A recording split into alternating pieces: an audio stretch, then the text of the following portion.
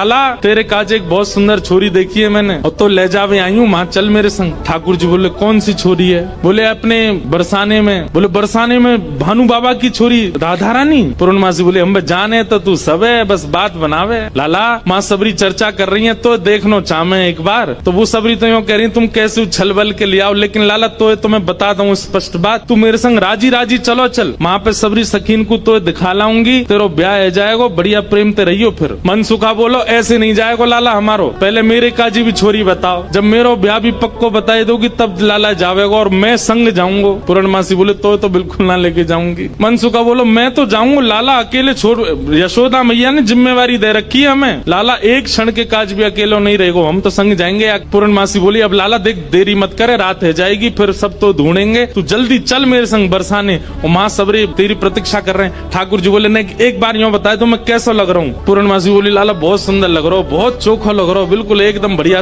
अभी गैया चरा रहे हैं, गोबर लगाए जगह जगह पे, लेकिन फिर भी पूर्णमासी कह बहुत बढ़िया लग रहा हो लाला, ऐसी चलो चल। मनसुखा बोलो हम बता दे हम कैसे लग रहे हैं? तू तो ऐसा लग रहा हो कोई बंदर नहा के आयो हो, बाकी सबरे बाल चिपक जाए। मनसुखा बोलो तुम मुझे ज्यादा ना बोल रही, यूँ ना पता हो कि लाला अगर मैं इशारो कर दूंगा तो जावे को नहीं बरसाने की ओर। पूर्णमासी बोली तू कर दे इशारो एक बार याकू।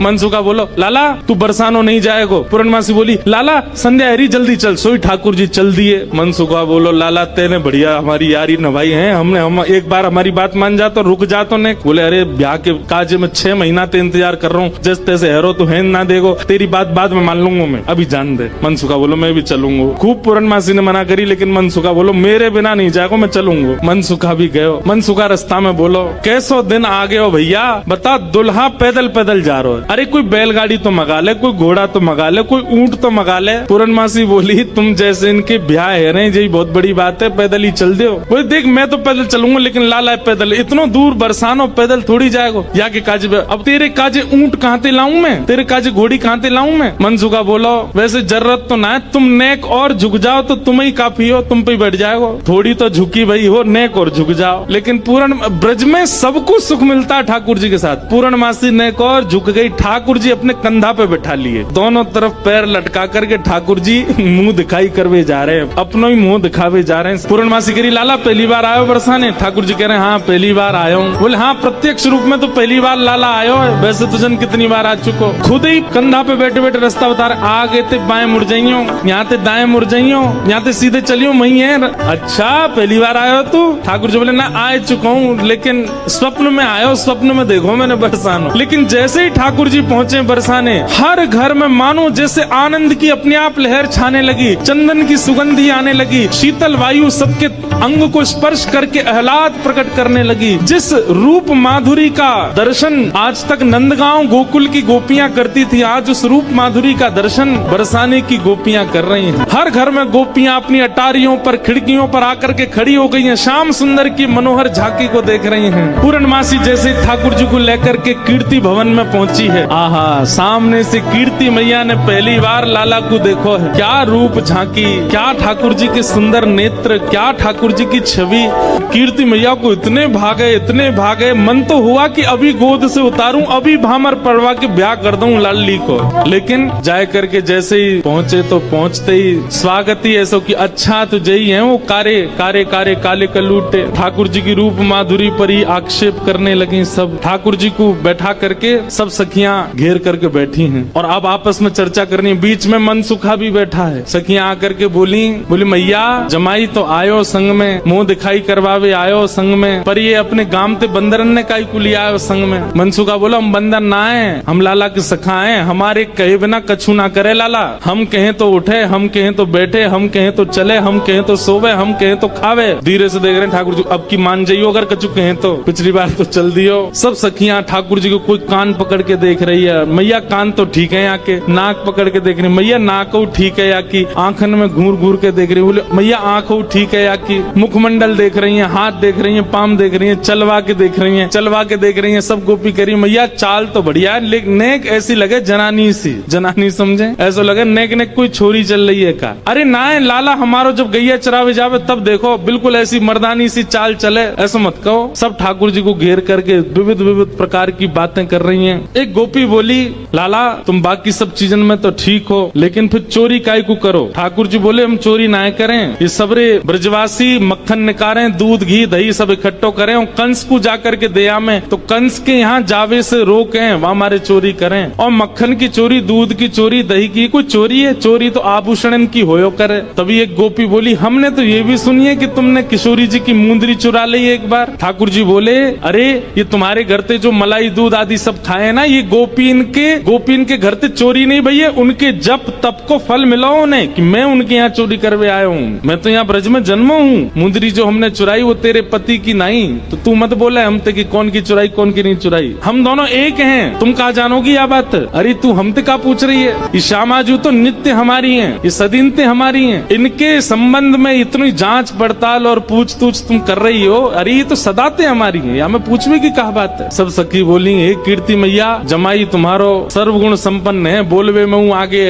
उछलवे में हूँ आगे, चोरी में हूँ आगे, सब चीजन में निपुण है। इतनी देर से बात बना रहे, कभी मनसुखा कछु के, कभी गोपी सब कछु के हैं। सब गोपियां बोली भैया देखो ये मेल बन नहीं रहे हो ब्याह को। बोले क्यों ना बननो? बोले बात यहीं आके अटक रही है कि लाला तुम्हारो कारो है, हमारी किशोरी जी गोरी है। ये सबरी ज्यादा ही कारो कारो करन लगी तो मनसुखा ने पकड़े ठाकुर जी के हाथ, बोले चल लाला ऐसी जगह हमें ब्याह ना करनो जहाँ पे हमारी न को लाज नहीं है, न को हमारी इज्जत नहीं है। ठाकुर जी जैसे ही जान लगे मनसुखा के संग, इतने में ही सब गोपी दौड़ के गई और भीतर से किशोरी जी को लेकर के आई। आहा, अब यहाँ मनसुखा ठाकुर जी को खींच रहा और ठाकुर जी स्तब्ध खड़े, क्यों? सामने से किशोरी जी आ रही हैं। सब गोपियों में और मनसुखा में आपस में चर्चा होने लगी।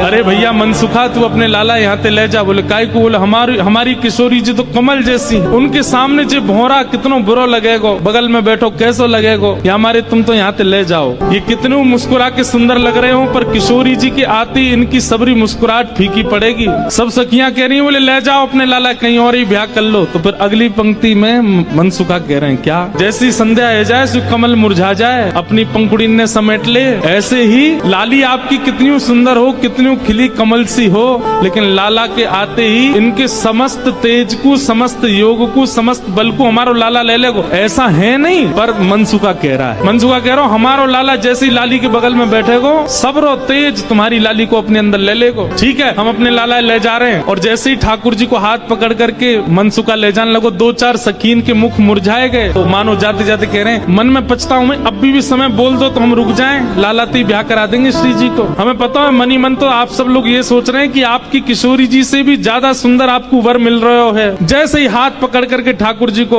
मनसुखा ले जाने लगो बरसाने थे, इतने में ही सखी गई और भीतर से किशोरी जी को लेकर के आई। मनसुखा कह रहा हूँ मेरो लाला मेरी बात माने, अब मैं कह रहा हूँ चल लाला देख मेरे संग नंदगाम जा रहा है। इतने में सखी सब किशोरी जी को लेकर के आई। ठाकुर जी जा तो रहे थे मनसुखा के संग, लेकिन जैसी किशोरी जी आती दिखी ठाकुर जी तो वहीं स्तब्ध रह गए। मनसुखा खींच तो ही जा रहा हो, ठाकुर जी हिल नहीं रहे, वहां से सामने देख रहे। लाला कहा वे कौन को देख रहे हो? ठाकुर जी तो दूर से ही बलैया लेने लगे, तरण तोड़न लगे किशोरी जी को देख करके। किशोरी जी को देख करके ठाकुर जी तो मुस्कुराने लगे और वहीं स्तब्ध रह गए। किशोरी जी देख के ठाकुर जी रुक गए। सब सखियां बोली हाँ मनसुखा ले जा लाला नंदगाम ले जा। चल रे लाला चल मेरे संग। ठाकुर जी बोले तू चलो जा, मैं तो ना जा रहा हूँ, मैं तो यहीं रहूंगा, श्री जी के सन्मुख ही विराजूंगा मैं। मनसुखा बोलो लाला आज तेने मेरी 2 बार नाक कटवाई है, एक तो तेने पूर्णमासी के सामने कटवाई, दूसरी अब सकीन के सामने कटवाई दे। बोले तेरी तो नाक कटेगी, मैं संग चलोगो मेरो तो संबंधी कट जाएगो, तेरो ब्याह ना है, तू तो चाहे कि मेरो नहीं हो, मैं तो करके आऊंगा ब्याह, तू चलो जा। और वहीं किशोरी जी जैसे ही आई हैं, आहा सेज पर ले जाकर के किशोरी जी को बिठाया, सुंदर सिंहासन पर किशोरी जी बैठी हैं। और तभी ठाकुर जी बगल में आकर के बैठे। जैसे ही ठाकुर जी आकर के बैठे, सब बरसाने की सखियां गोपियां कीर्ति मैया सब नजर उतारने लगी, आरती करने लगी। आहा इतने सुंदर लग रहे हैं दोनों, आनंद में भर गए सब। ठाकुर जी तो बस किशोरी जी को ही निहार रहे हैं और कोई छवि नेत्रन में आई नहीं रही है। ठाकुर जी तो ऐसे निहार रहे हैं मैं मानो जैसे नवीन नवीन कोई उपमा प्रकट। किशोरी जी के सामने जैसे बैठे, कीर्ति मैया से पूर्णमासी बोली मैया देख लो कैसी छवि लग रही है, कैसा अद्भुत लग रहा है स्वरूप। मैया बोली ना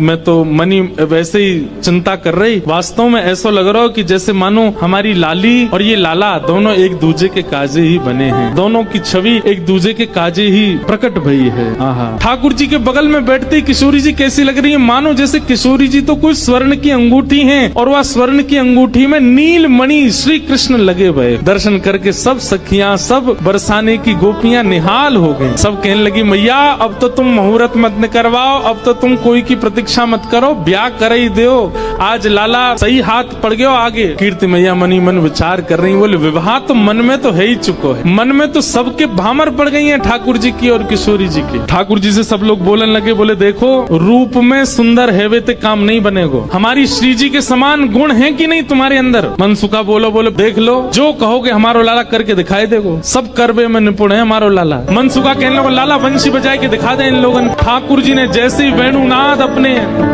अधर पर धारण करी, वंशी अपनी कोमल उंगलियों से उसके चित्रों को आच्छादित करते हुए जैसे ही प्राण पिरोए वंशी में, आधे से ज्यादा जितनी सखियां वहां खड़ी थी सबको मूर्छा जैसी आने लग गई। जिन जिन पर किशोरी जी की दृष्टि पड़ रही थी केवल वो बची, बाकी सब तो जैसे मूर्छित होने लगी।